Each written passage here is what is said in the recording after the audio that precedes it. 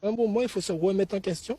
Ça, c'est pour les politiques, se remettre en question, assis sur la table avec les agriculteurs, tous, que ce soit les jeunes, les anciens, ceux qui vont partir à la retraite ou qui sont déjà à la retraite, qui ont mené un combat et qui ont leur parole à dire, et puis faire un vrai travail pour l'autonomie alimentaire. Voici un exemple du quotidien d'un jeune agriculteur victime des lenteurs administratives. Sur son exploitation, où il élève des cochons et des poules, Géric Vénitus travaille encore de manière rudimentaire.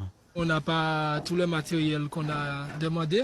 Donc, lorsque j'ai déposé le dossier le 8 juillet 2022, c'est-à-dire que normalement mes animaux doivent être totalement en liberté. Là, j'ai eu des problèmes parce qu'ils ont cassé les clôtures. Donc, j'ai pas d'électrificateur, ce que j'ai demandé dans les dossiers. Et comme le dossier n'est pas passé, je suis contraint de leur donner à manger là pour le moment, le temps de bricoler le parc avec des tôles. C'est une petite exploitation et par manque de moyens, l'éleveur est contraint de vendre ses bêtes aux particuliers. Son dossier de fonds européens n'a toujours pas été instruit. Il ajoute même qu'à la CTM, une seule salariée est en charge des dossiers FEDER. Elle a 300 dossiers devant elle, c'est difficile d'aller plus vite. Et pendant 2, 3, 4 ans, nous, on est impactés et puis on souffre beaucoup. Donc, vous avez dû voir, hier, j'ai ramené 10 sacs de grains, descendre là, il faut le faire sur les épaules, j'ai pas de 4x4. En 10 ans, la Martinique a perdu un tiers de ses agriculteurs. La faute à qui? Aux politiques, dit ce jeune agriculteur. Ils ne sont pas dans la réalité économique et sociale de ce secteur professionnel, ajoute-t-il.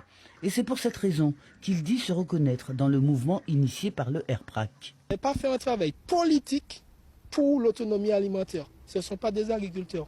Donc ils ne vont pas comprendre nos besoins et la réalité du terrain qui fait qu'on a de moins en moins d'agriculteurs. Sans aide, vous pensez tenir combien de temps? Mais là, je tiens déjà plus. Je suis obligé d'aller jobber pour pouvoir survivre.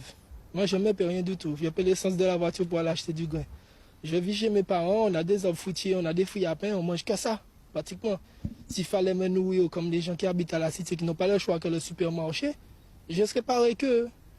Tous les mois, je suis déjà endetté, mais là, c'est encore pire. Sur une autre parcelle qui surplombe la maison de ses parents, Géric Vénitus s'adonne à l'arboriculture. Des fruits qu'il vend à une coopérative, quelquefois 10, voire 20 fois moins cher que les marges appliquées en grande surface.